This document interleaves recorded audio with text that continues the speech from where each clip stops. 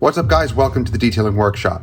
Now, I had a customer the other day, kind of a bad customer, and it got me thinking. Here's a learning point, something I'm going to take away from dealing with this customer. Now, this customer came in for an exterior only paint enhancement and PPF removal on the front of his BMW 535D.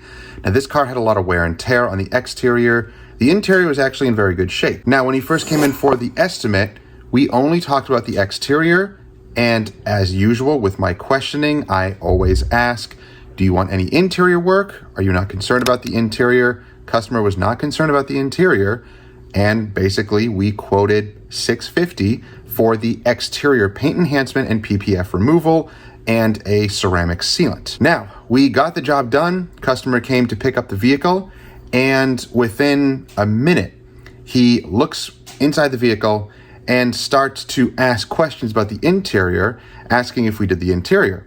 And again, I stated, no, we didn't do the interior. This is an exterior only service. This is where everything turned. The customer kind of turned on me and now was upset that the interior wasn't done and that $650 was a lot of money to pay for just exterior only. Now, at that moment, I thought to myself, I know we talked about this. In fact, when you dropped off the vehicle, I asked again, we're doing just exterior, correct? The answer was yes. So the customer knew, but for some reason, they turned on me and they were very upset. The vehicle came out incredible. Everything on the outside came out great. We went a little extra and wet sanded some stuff and made sure that everything looked really good on the outside, but they only complained about the work that wasn't done on the interior, which was never within the original quote. Now, he left kind of a bad review on Square, basically saying this: I was given the impression. No, of course not. He wasn't. So this is a classic sign of a customer not listening or thinking that they're going to get something when they're not. We specifically talked about exterior only, no interior work, even after my questioning and making sure that they didn't want anything for the interior, because I would have added on an additional charge to clean up the interior, or I would have mentioned it. It would have been in my notes for the appointment. But of course, none of that was there. We only talked about exterior. So here's what I'm going to do. And this is important because this goes into my acknowledgement form. And in fact, I'm going to make something very specific in the acknowledgement form to help mitigate this type of miscommunication so that the customer is not assuming anything or given the impression that you're going to be doing something when it was not talked about at all. Now, obviously, the customer was not happy about the price. That's really what I think the customer was complaining about, because he made that specific comment saying that for $650, that's a lot of money just for the exterior only. Again, not understanding what we were actually doing. So, of course, you can't stop this 100%. There are going to be customers out there that are going to try to take advantage of a situation, or they simply didn't listen and they're going to try to get more out of you. So here's what we're going to do. I'm going to show you just a little bit of how we use jot form with our acknowledgement form to help mitigate this. Don't forget, guys, to subscribe to this new channel. I am sharing a ton of helpful tips and tricks for you guys who are just starting in the detailing business, or if you've been in the business for a couple of years, a lot of these points can help. Now I have my website popped up here, and what we're going to do is basically show you what we have going on with our acknowledgement form. Of course, on the website itself, I have my entire acknowledgement form here, which I am going to add another line down here. But here, if you click on this, this is the link that I send my customers. They have to read this and sign it, fill it out at the bottom. You'll see all this information here. If you want to check out this form, then I'll have the link down below. You can check it out for yourself. And you can also download a PDF version of this form also in the description down below. Now let's check out what I added here. There's one thing that I added and one thing that I actually updated, but the important thing is this one right here. Now, I know this may seem a little obvious, right?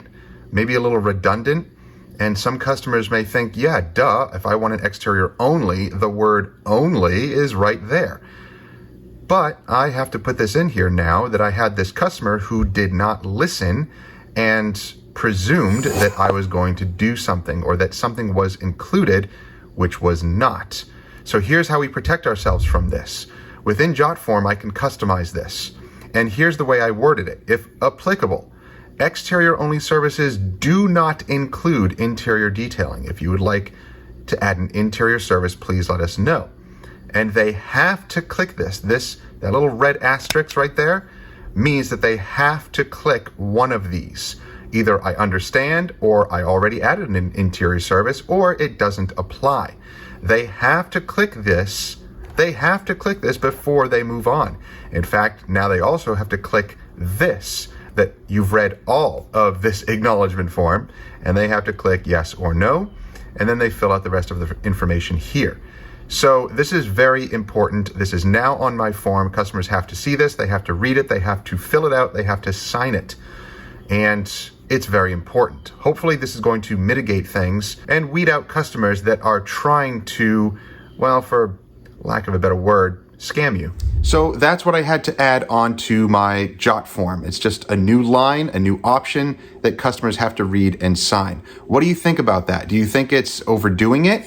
Or do you think that just communicating with the customer is enough without something in written form that's actually signed? Now, I know from experience that I have talked to customers before, and it's basically their word against yours. And that can be a very dangerous place to be because nothing was written, nothing was signed. Now, in this world, if you are owning a business like this, a service-based business, this can be very daunting because, again, you're dealing with doing things for a customer and hopefully they will be happy. For the most part, they are. This is just a small percentage of customers that are going to give you a hard time and try to sneak something past you and try to get something cheaper. They're going to complain. They're going to say one thing when you know that it's not true. But you can't say you're a liar. You can't say, no, that's not true. This is what we're going to do. Well, I mean, you can say that, but it's not really the best customer service. And no, it's not the customer's always right type of mentality. It's basically you don't have that much of a say if you don't have something written and signed. So it's come down to this. I only book customers if they read and sign this agreement form. If they don't sign it, then they don't even get onto our calendar at all. In fact, I've had customers where we've talked on the phone or emailed or texted, and we chose a date and we said, great, okay, let's do this service on this date. And I send them the form. And of course, I say, I'm going to send you a form. This needs to be filled out first before we schedule that date for you, that service for you. And sometimes I never hear from them again. And I'll text them and say, hey, did the link work?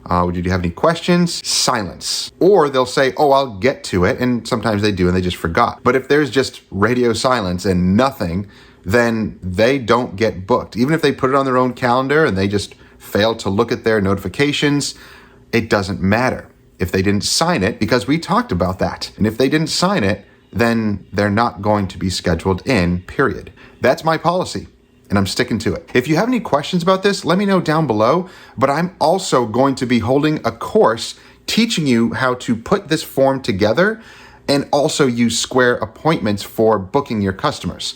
In fact, Square Appointments is very, very powerful. Now, I'm not a representative for Square or anything like that, and there are some things that I don't even use or know about on Square, but what I do know, I'm going to show you. Using Square Appointments to book customers, send estimates, send invoices, send deposits, keep track of all of your customers on there as well. You can do email campaigns. You can do a ton of stuff using Square Appointments. So this is going to be a 2-hour max online course. If you're interested in that, it's going to be Saturday, October 29th at 3 p.m. So a Saturday afternoon for 2 hours. It's only $100, so you can't lose. If you're interested in that, I have the links down below. Go and check it out.